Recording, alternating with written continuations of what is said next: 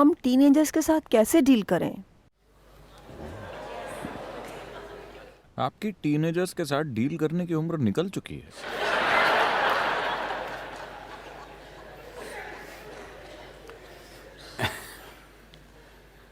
See, देखिए,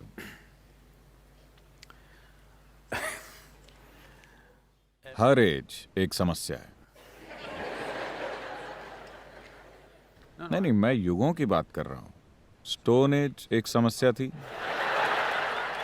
iron age एक समस्या थी, ब्रॉन्ज एज एक समस्या है, कंप्यूटर एज गंभीर समस्या है। isn't it so?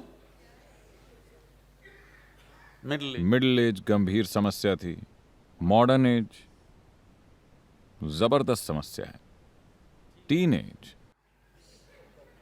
एक और समस्या है। मुझे आशा है कि आपकी नॉर्मल बर्थ हुई थी। आप नॉर्मल पैदा हुई थी? अगर आप नॉर्मल पैदा हुए थे तो आप ऐसे पैदा हुए थे और धीरे धीरे बड़े हुए। कोई आपकी उम्र गिनता गया और आप भी 13, 14, 15 की उम्र से गुजरे, जिसे आप टीन कह रहे हैं। ये बस विकास का एक चरण है, जैसे नवजात शिशु, जैसे बचपन, जैसे किशोरावस्था, अधेड़ अवस्था, बुढ़ापा वगैरह। हम इसे हिस्सों में बांटने की कोशिश कर रहे हैं, लेकिन असल में ये शरीर की भौतिक यात्रा है। मुझे अपने जीवन के एक पहलू के बारे में बताइए जो समस्या न हो। Some are suffering. कुछ को नवजात बच्चों वाली समस्याएं हैं, Some are suffering toddler problems. कुछ को बचपन वाली समस्याएं हैं, कुछ को टीनेज वाली समस्याएं हैं, कुछ मिडिल एज की समस्याओं से गुजर रहे हैं, कुछ ओल्ड एज की समस्याओं से गुजर रहे हैं, कुछ सारी समस्याओं से परे चले गए। Yes.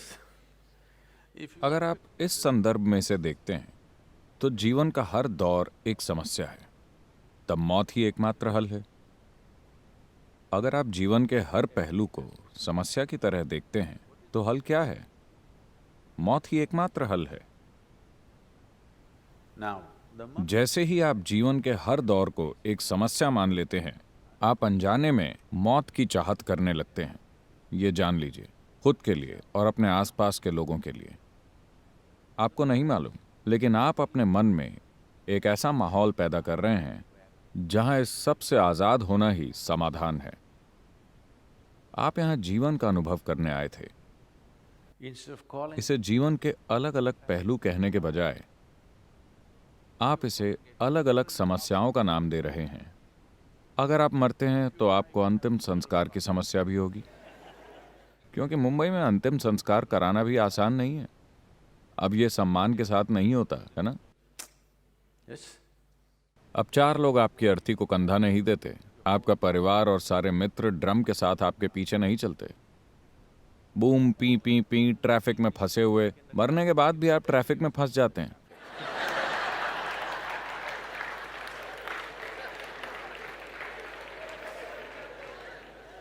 मैं चाहता हूं कि आप इसे समझें। आपके जीवन में कई तरह की परिस्थितियां होती हैं। वो बस परिस्थितियां हैं। उनमें से कुछ को आप संभालना जानते हैं, कुछ को संभालना अभी आपको सीखना है। आप जिसे संभालना नहीं जानते, आप उसे समस्या कहने लगते हैं। जिस पल आप किसी चीज को समस्या कहते हैं, जिस पल आप किसी परिस्थिति को, वो एक साधारण परिस्थिति है, because you have लेकिन चूंकि आपने अभी तक उस परिस्थिति को संभालना नहीं सीखा, आप उसे समस्या कह देते हैं। जिस पल आप उसे समस्या कहते हैं, बुरा अनुभव उसका स्वाभाविक नतीजा होता है। आपके बच्चे बड़े हो रहे हैं, ये खुशी का पल होना चाहिए। हाँ, टीनेजर यानी वो तेजी से बड़े हो रहे हैं।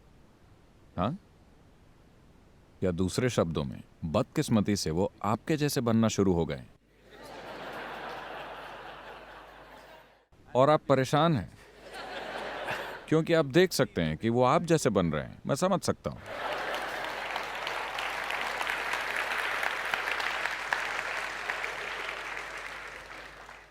नहीं सद्गुरु, समस्या ये नहीं है। वो तो कुछ और ही बनने लगे हैं। अब तो वो मेरे बच्चों जैसे दिखते भी नहीं। We have, हमने बदकिस्मती से we have जीवन की असहाय अवस्थाओं की बहुत बड़ाई की है। जब आप नवजात अवस्था और बचपन कहते हैं what you're talking about is तो आप जीवन के एक ऐसे दौर की बात कर रहे होते हैं जब हम काफी असहाय होते हैं। without outside help. हम बाहरी मदद के बिना जी भी नहीं सकते। हमने उसकी बहुत बड़ाई की है। यहां तक कि तथाकथित आध्यात्मिक गुरु भी यह कह रहे हैं कि मैं एक बच्चा हूं। मैं किसी ऐसे एडल्ट से नहीं मिलना चाहता जो एक बच्चा है। यह कहने का यही मतलब हुआ कि मैं मंदबुद्धि हूं।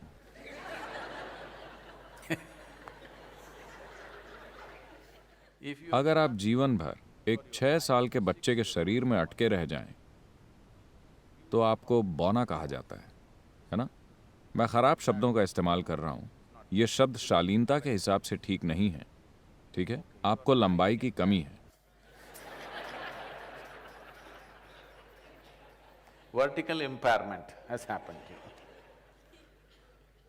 If you are stuck in the अगर आप 6 साल के बच्चे के दिमाग में अटक गए हैं तो आप मंदबुद्धि हैं। नहीं, क्या कहते हैं? what? Huh?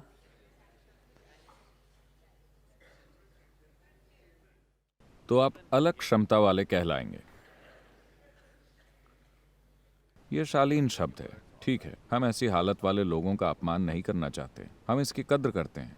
लेकिन If you are अगर आप हमारे जीवन में असहाय दौर की उस अवस्था की बड़ाई करते हैं, जैसे कि बचपन, जहां हम किसी दूसरे की मदद के बिना जिंदा नहीं रह सकते, अगर आप उसकी बड़ाई करते हैं तो आप हमेशा वैसे ही रह जाएंगे। और यही हुआ है। मैं तुम्हारे बिना नहीं जी सकता, इसे आप लव अफेयर मत समझिए। ये तो बस ये हुआ कि मैं बैसाखी के बिना नहीं चल सकता। मैं जैसा हूं ठीक हूं, पर फिर भी मैं तुमको अपने साथ शामिल करने और अपने जीवन को तुम्हारे साथ जोड़ने के लिए तैयार हूं। ये कहने के बहुत मायने हैं। मैं तुम्हारे बिना नहीं जी सकता कहने के कोई मायने नहीं है। I मैं किसी का ध्यान मिले बगैर भी रह सकता हूं, मगर अभी यहां जो भी है उसके साथ मैं पूरी भागीदारी के साथ शरीक होने को तैयार हूं। इस बात की कीमत है। because you're चूंकि आप अपने जीवन के असहाय दौर का गुणगान कर रहे हैं। जब आप छोटे बच्चे थे तो आप खुद से पेशाब भी नहीं कर पाते थे, कोई आपको लेकर जाता था। मैं एक बच्चे की तरह हूं, यानी मुझे डायपर्स की तलाश है। प्लीज उनको एक दे दीजिए। नहीं, अब इस टीनेज के साथ हो ये रहा है कि आप अपने बच्चे के एक असहाय प्राणी होने के आदी हो गए हैं। अब अगर वो खुद अपने पैरों पर खड़ा हो रहा है, आपको ये अच्छा नहीं लगता। आप उसे छोटा बनाना चाहते हैं ताकि आप बूबू बूबू मेरा बूबू। what you need आपको is a खेलने के लिए एक खिलौना या एक गुड़िया चाहिए, या शायद एक कुत्ता। एक पति पत्नी आपस में ये तय नहीं कर पा रहे थे कि उनके घर में संतान होनी चाहिए या नहीं।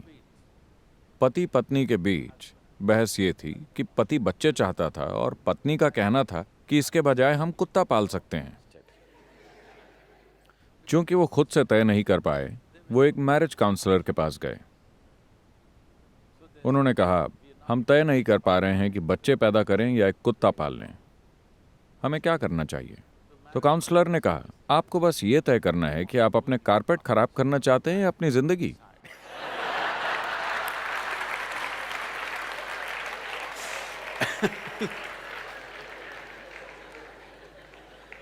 so you must understand तो आपको ये समझना चाहिए, अगर आपका जीवन एक कंक्रीट का ब्लॉक है, जब मैं कंक्रीट का ब्लॉक कहता हूं, इसकी बिल्कुल स्पष्ट सीमाएं होती हैं। मैं ऐसा ही हूं, जैसा कि अनुपम खेर अभी कह रहे थे। आजकल एक छोटा बच्चा भी कहता है, मैं तो ऐसा ही हूं, यानी मैं कंक्रीट का ब्लॉक बन गया हूं। चूंकि मेरे पास कुछ बेवकूफाना जानकारी आ गई है, और उसके आधार पर मैंने खुद को परिभाषित कर लिया है कि मैं क्या हूं। तो एक बार जब मैंने मैं कौन हूं कि कंक्रीट ब्लॉक जैसी परिभाषा बना ली, अगर दो कंक्रीट ब्लॉक आपस में पूरे जुनून से मिलेंगे तो क्या होगा? अगर आपकी सीमाएं लचीली या हल्की हैं, तब अगर दो इंसान पूरे जुनून से मिलते हैं तो ये एक शानदार मिलन होगा। वरना जब दो कंक्रीट ब्लॉक टकराते हैं तो क्या होता है आपको पता है? घर्षण।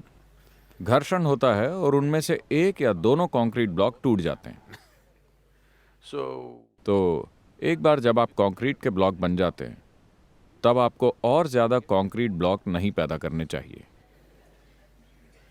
क्योंकि आप किसी दूसरे जीवन को अपने हिस्से की तरह शामिल करने के नाकाबिल हैं, क्योंकि आपने खुद के बारे में बड़ी सख्त सीमाएं बना रखी हैं। अगर आप मुझसे पूछें तो आपको शादी भी नहीं करनी चाहिए, क्योंकि हो सकता है कि दो कंक्रीट ब्लॉक्स एक साथ मिलकर एक मकान बना लें, लेकिन इससे घर नहीं बनेगा। कंक्रीट ब्लॉक मिलकर मकान बना लेंगे, है ना? उससे ज्यादा खूबसूरत कुछ नहीं बनेगा। मुंबई में पहले ही बहुत मकान है, हमें और बनाने की जरूरत नहीं है। तो बच्चे जब वो पैदा होते हैं, जब वो असहाय होते हैं और हर चीज के लिए आपकी ओर ताकते हैं, तो आपको लगता है कि आपके बच्चे जादुई हैं, क्योंकि वो असहाय हैं। अगर बच्चा पैदा होते ही आपके सामने खड़ा हो जाए और कहे, अरे कौन हो तुम,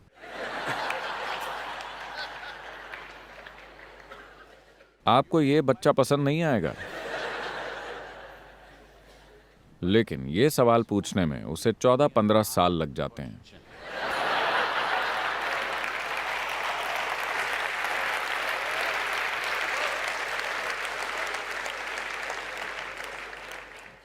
असल में एक टीनेजर बस इतना ही पूछ रहा है, आखिर तुम हो कौन?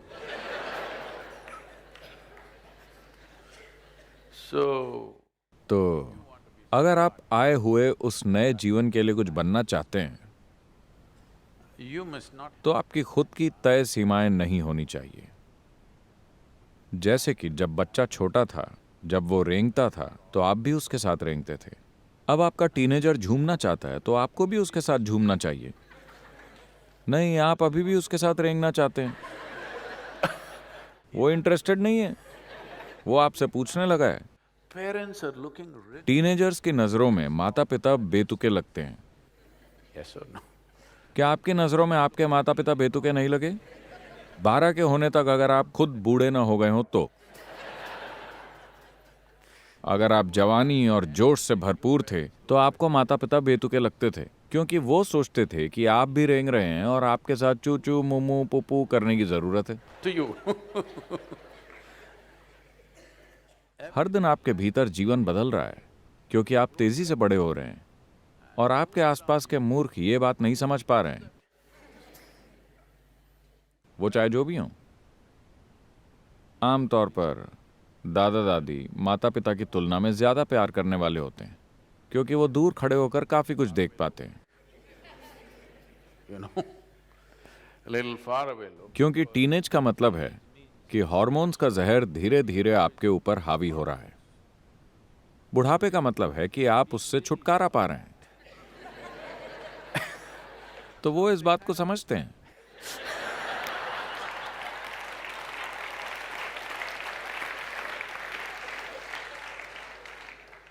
आप में से जो लोग बीच की उम्र में हैं, आपको कोई सुराग ही नहीं होता कि आप हैं कहां। ऐतिहासिक रूप से भी मिडिल एजर्स दिमाग की कंफ्यूज्ड हालत के प्रतीक होते हैं। तो अपने टीनेजर्स के साथ डील मत कीजिए। आप खुद को उनके द्वारा डील किए जाने के लिए उपलब्ध रखिए। उनको हर चीज की जिम्मेदारी सौंप दीजिए। 1 महीना, मैं आपसे कह रहा हूं, आप 1 महीने के लिए अपनी मासिक आमदनी उनके हाथ में सौंपने की हिम्मत कीजिए और कहिए कि वो घर चलाएं। उन्हें जिम्मेदारी दे दीजिए। आप देखेंगे कि उनमें नाटकीय बदलाव आ जाएगा। क्योंकि आपको समझना चाहिए कि मैं एक टेलीफोनिक पिता रहा हूं। From the age of 3.5 महीने की उम्र से मेरी बेटी मेरे साथ घूमती रही है, कार में अकेले। हमने ईशा फाउंडेशन को मारुति 800 में हजारों मील की यात्रा करते हुए बनाया है। 1 साल में या असल में 14 महीने के भीतर मैंने अपनी मारुति को 1,35,000 किलोमीटर चलाया था। okay, तो वो 3.5 महीने की थी। एक हाथ आगे वाली सीट पर बेल्ट में बंधी बच्ची पर होता था और मेरा दायां पैर नजाकत से पेश नहीं आता। boom. तो वो 4 साल की उम्र तक कार में ही पली बड़ी। मैंने सोचा था कि मैं उसे कभी स्कूल नहीं भेजूंगा, क्योंकि हमारा बड़ा गहरा नाता था और उसमें बहुत समझ थी, क्योंकि उसने सड़कें देखी हैं, उसने लोग देखे हैं, वो हर तरह के परिवारों में रह चुकी है। मुझे स्कूल भेजकर उसे खराब नहीं करना था। लेकिन आप जानते हैं, वो एज ग्रुप, वो संग साथ, जब तक कि आपके पास घर में बच्चों की पूरी क्रिकेट टीम ना हो, बस एक बच्चे को अकेला रखना ठीक नहीं है, वरना वो कम उम्र में ही बहुत बूढ़े हो जाएंगे। तो उसके बाद मैंने उसे स्कूल भेज दिया। इसके बाद वो लगातार एक हॉस्टल के बाद दूसरे हॉस्टल में जाती रही, लेकिन हमारे बीच बहुत सक्रिय संपर्क कायम रहा। इसके लिए सेल फोन्स का शुक्रिया करना होगा। पहले काले वाले फ़ोन होते थे। I would stop somewhere on the highway because मैं हाईवे पर कहीं भी रुक जाता था, क्योंकि स्कूल में ख़ास समय पर ही आप उससे बात कर सकते हैं। स्कूल में ये फ़ोन टाइम सिर्फ 1 घंटे का है। तो मैं हाईवे पर कहीं पर हूँ और फिर वो काला फ़ोन खोजकर उस 1 घंटे के दौरान मैं उसके साथ बात कर रहा हूँ। उसकी तरफ सारे बच्चे बाहर से उस पर चीख रहे हैं और इधर बूथ के बाहर सारे लोग दरवाज़ा पीट रहे हैं। मेरे साथ हमेशा ये होता था। at that time, मैं हाईवे पर गाड़ी चला रहा हूँ और मुझे कई सारी फ़ोन कॉल्स करनी होती थी, लोकल, इंटरनेशनल, हर तरह की। तो मैं उतरकर पहले फ़ोन बूथ वाले आदमी के पास जाता और उसे 5,000 रुपये दे देता था। वो हैरान रह जाता था। मैं कहता, इसे अपने हाथ में रखो। deposit. और फिर मैं फ़ोन बूथ में चला जाता और अब मैं उसके लिए कीमती ग्राहक हूँ। दूसरे लोग आते थे और वो 3 मिनट वाली बात करना चाहते थे और वो सब लाइन लगाए खड़े रहते और मुझे देखकर तरह तरह के मुंह बनाते। लेकिन वो बूथ वाला कहता, नहीं, उनको तंग मत करो। क्योंकि 5,000 रुपये हाथ में थे और मैं इंटरनेशनल और हर तरह की कॉल्स करता था, क्योंकि उस समय सेल फोन नहीं होते थे। तो मैं समय निकालकर बात कर लेता था। और उसके बाद वो कॉलेज गई और फिर उसने जो कुछ भी पढ़ा या सीखा, Always on phone and हमेशा फ़ोन पर ही हमने we बहुत kept a सक्रिय very संपर्क active कायम रखा है। communication. और हम वाकई कभी घर पर नहीं रहे। अगर वो छुट्टियों में आती तो हम अगले ही दिन कहीं निकल पड़ते, कहीं कहीं कहीं, लेकिन घर पर कभी नहीं होते थे। लेकिन मैंने उसके साथ ज़्यादातर फ़ोन पर एक बहुत सक्रिय रिश्ता कायम रखा। Largely on the phone. Thanks to all. Telephone की वेव्स जो चलती रहती हैं, उनका धन्यवाद। तो ये कितना सक्रिय संबंध था, मैं इसलिए बता रहा हूँ क्योंकि जब भी मैं देखता हूँ कि हर बच्चे में खास बुद्धिमत्ता होती है, मैं उसे खास बच्ची जैसा जताने की कोशिश नहीं कर रहा हूँ। नहीं, वो बस सामान्य है, लेकिन उसका पालन पोषण निश्चय ही एक खास तरह से हुआ है। अगर वो घर आती है या अगर मेरे साथ होती है तो मैं अपने सारे अहम फैसले उसके हाथ में छोड़ देता हूँ। वो सिर्फ 5-6 साल की थी। मैं लोगों की समस्याएं, फाउंडेशन के मुद्दे, एडमिनिस्ट्रेशन मैं उसे दे देता था। वो अपने ही अनोखे समाधान पेश करती थी। लेकिन 10 में से 5 बार वो कुछ ना कुछ जबरदस्त हल सुलझाती थी। मैं आपको ये बताना चाहता हूँ कि मैं उसे कोई विशेष प्रतिभा वाली बच्ची नहीं जता रहा हूँ। बात बस इतनी है कि ज्यादातर लोग बच्चे की बुद्धि को कभी वो मौका नहीं देते, क्योंकि वो बच्चे के साथ बू बू बू डू डू डू करना चाहते हैं।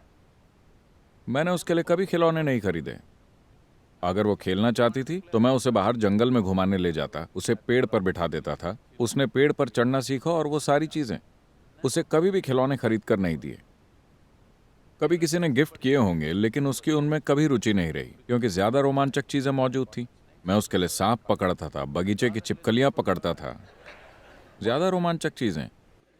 Live things to play with. You अगर आप अपने बच्चे के लिए वाकई कुछ करना चाहते हैं तो उन्हें विस्तार पाने का मौका दीजिए, क्योंकि वो बस इतना ही करने की कोशिश कर रहे हैं। केवल उनका शरीर ही नहीं बढ़ रहा है, उनमें एक इंसान होने की संभावना भी विकसित हो रही है। आपको उन्हें विस्तार करने देना चाहिए। इसके बजाय आप ये कोशिश कर रहे हैं कि उन्हें कैसे सिकोड़ा जाए, तब आपको बहुत बड़ी समस्या होगी। अगर आपके लड़के हैं तो आपको एक तरह की समस्या होगी, अगर आपकी लड़कियां हैं तो आपको दूसरी तरह की समस्या होगी। अगर आप रोक लगाने की कोशिश करते हैं, आपको लगता है कि रोक लगाना जीवन को नियंत्रित करने का अच्छा तरीका है। नहीं, जिम्मेदारी उन्हें रास्ते पर ले आएगी। आप उन्हें अपना पैसा सौंप दीजिए और कहिए, इस महीने तुम छुट्टी पर हो, तुम इसे संभालो, तुम जैसा चाहो। आपको डर है कहीं उसने सारा पैसा उड़ा दिया तो क्या होगा। अगर वो उड़ाता है तो जो आपके साथ होगा वही उसके साथ भी होगा। उसे 1 महीने तक झेलने दीजिए। आप कुछ पैसा रिजर्व में रख सकते हैं, लेकिन वो जान जाएगा कि अगर वो सब कुछ उड़ा देता है तो सुबह नाश्ता नहीं बन पाएगा, और उसे ये झेलने दीजिए। दिक्कत क्या है? वो सीखेगा कि जिंदगी किस तरह चलती है। एक सुरक्षित और संभले माहौल में सीखना कल सुबह सड़क पर सबक मिलने से बेहतर है ना?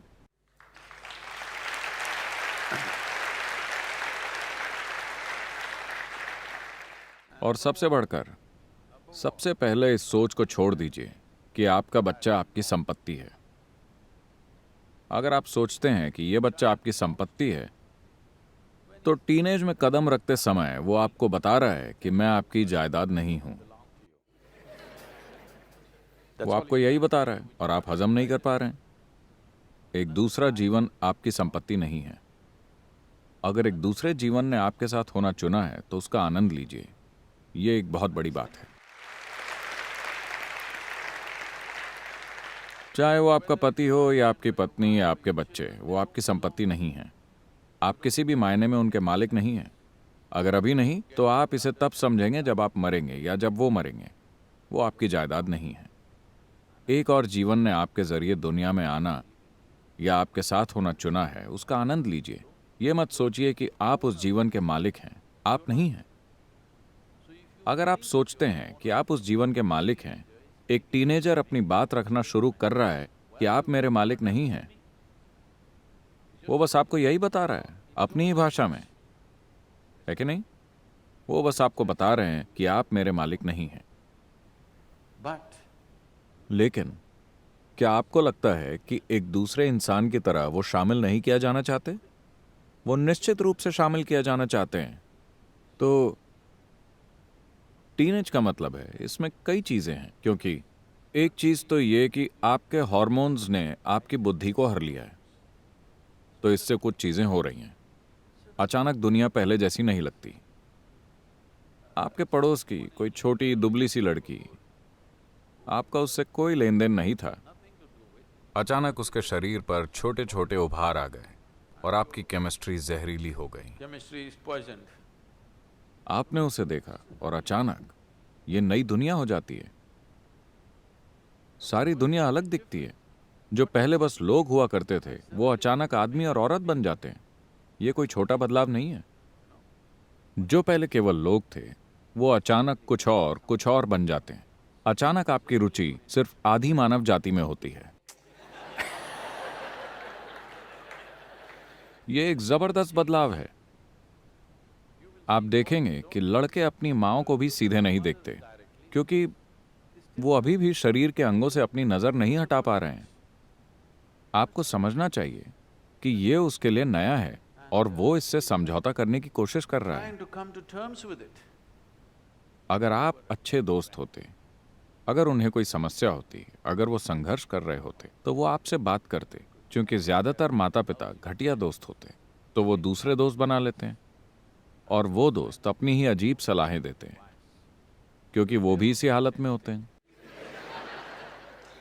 बेहतर तो ये होगा कि अगर आपके बच्चे को कोई समस्या है तो वो आपके पास आए, है ना? हाँ? लेकिन अगर आप बॉस की तरह पेश आते हैं तो वो आपके पास नहीं आएंगे। अगर आप उनके जीवन पर अपना स्वामित्व जताते हैं तो वो आपके पास नहीं आएंगे। अगर आप बड़े खराब माता या पिता हैं तो वो आपके पास नहीं आएंगे। वो आपके पास तभी आएंगे जब आप एक अच्छे दोस्त होंगे, क्योंकि जब उन्हें कोई समस्या होती है तो यह स्वाभाविक है कि वो दोस्त से जाकर सलाह लें। तो बच्चे की छोटी उम्र से ही ये सुनिश्चित कीजिए कि आप उनके सबसे अच्छे दोस्त हैं। जब तक वो 18-20 के नहीं हो जाते, आप उनके सबसे अच्छे दोस्त हैं। रिश्ते को वैसा बनाइए, और ये आपको कमाना होगा। यह आसमान से नहीं टपकेगा, क्योंकि आपने उन्हें जन्म दिया। उनको जन्म देने से आपको माता पिता की पदवी मिल गई है, लेकिन आपको दोस्त की पदवी नहीं मिलेगी। इसे हर दिन अपने जिम्मेदार बर्ताव से कमाना होगा।